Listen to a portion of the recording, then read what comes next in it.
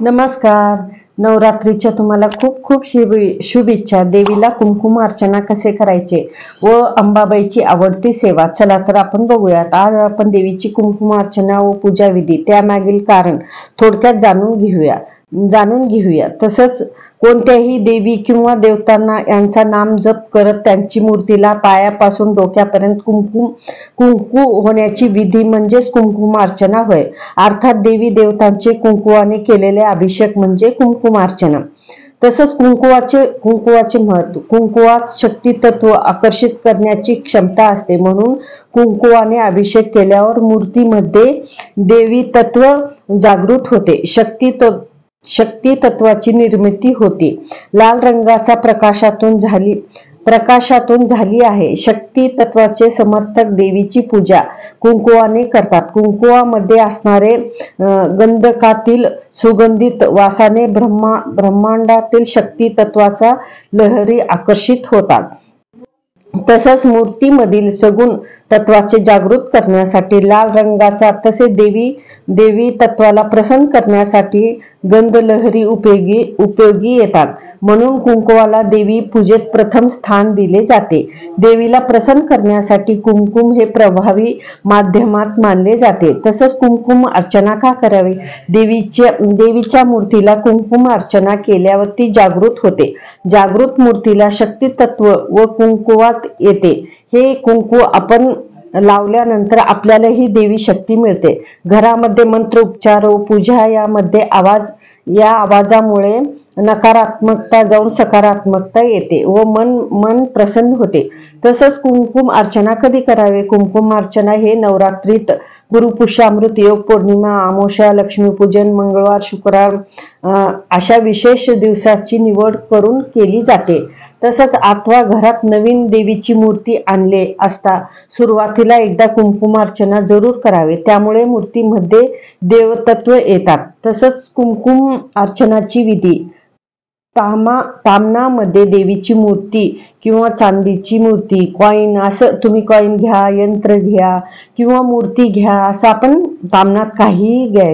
देवी अन्नपूर्णा किंवा दुर्गा देवी, लक्ष्मी देवी, श्रीयंत्र अथवा सुपारी अशी कोणतीही देवाची मूर्ती व कुंकुम अर्चना करताना चालू करावे.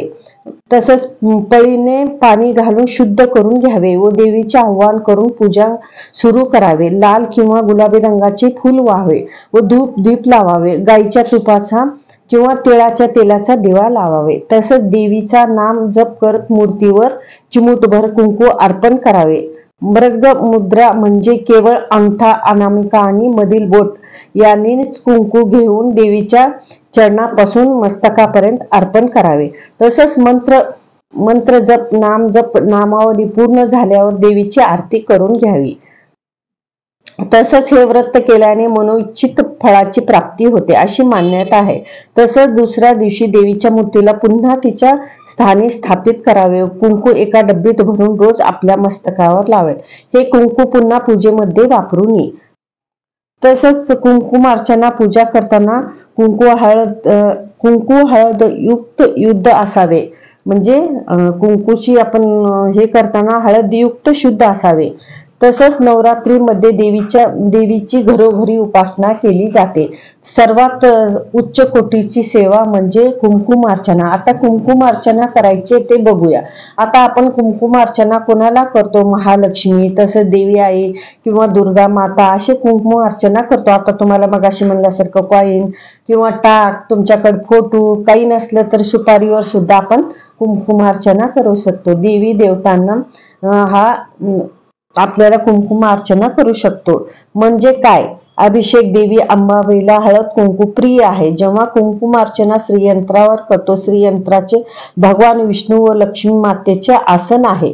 तसंच कुंकुम अर्चना केल्यामुळे घरात सुख शांती नांदते. काही अडचणी असतील तर ते सुद्धा सुटतात. नवरात्रीमध्ये दुर्गा सप्तशतीचे पाठ करा व कुंकुम अर्चना करा. 9 दिवस करू शकला तर तुम्ही दररोज करा. कुंकू हवे ते कुंकू अर्चना करा. तसेच तुम्हाला माहित आहे की देवी आईला लवंग खूप प्रिय आहे, म्हणून लवंगाचे सुद्धा अर्चन तुम्ही करू शकतात. म्हणजे कसं आहे, कुंकुवाने जरी तुम्ही केला तर देवी आईला आपल्याला लवंगा खूप प्रिय आहे, तुम्ही लवंगाचे सुद्धा कुंकुम म्हणजे अर्चन करू शकतात. एवढंच की लवंग आपल्याला फुल असलेले पाहिजे. लवंगाचे करू शकतात, तसंच इलायचीचे पण करा, ड्रायफ्रूटचे करा, ते सुद्धा चालेल. लवंग हे फुल असलेलीच असावे व वेलदोडे सुद्धा भरीव असावे. म्हणजे वेलदोडे तुम्ही कोणी इलायची म्हणते, कोण वेलदोडे म्हणते, ते सुद्धा असे भरीव असावे. तसंच कुंकुम अर्चना अतिशय प्रिय आहे देवी अंबाबाईला. कुंकुम अर्चना पूजामुळे देवी कृपाची हे शीघ्र प्राप्त होते व देवीच्या मूर्तीला कुंकुम अर्चना केल्यावर ती जागृत होते. जागृत मूर्तीला शक्ती तत्व हे कुंकुवाने येते. नंतर हे कुंकू आपण लावल्यावर देवीची शक्ती आपल्याला मिळते. तसंच कुलदेवीची आराधना करण्यासाठी ही एक उत्तम मार्ग आहे. म्हणजे नवरात्रीत किंवा मंगळवार शुक्रवार समजा, परत आपलं पौर्णिमेलाही तुम्ही करू शकतो. उत्तम मार्ग आहे. कुंकुम अर्चनाद्वारे अनेक कामना पूर्ण होतात. तसे देवीची फोटो घ्या किंवा टाक श्रीयंत्र. आता बघू, एक पाट घ्यायचं, त्यावरती तांबण ठेवायचे व त्यावरती फोटो किंवा मूर्ती ठेवायची. यंत्र असलं तर ते ठेवा. आता आपल्याला 3 बोटांनी हे कुंकुम अर्चना करायचे. आगाठ, मधले बोट आणि अनामिका ह्या 3 बोटाने करायचे आहे. आणि कुंकुम अर्चना करताना 16 वेळा श्रीसूक्त म्हणायचे आहे. म्हणजे कुंकुम अर्चना करताना तुम्ही अगोदर 16 वेळा श्रीसूक्त म्हणायचे आहे. तसेच 16 वेळा फलश्रुती म्हणायचे आहे. तसेच फलश्रुती सुद्धा म्हणायची आहे.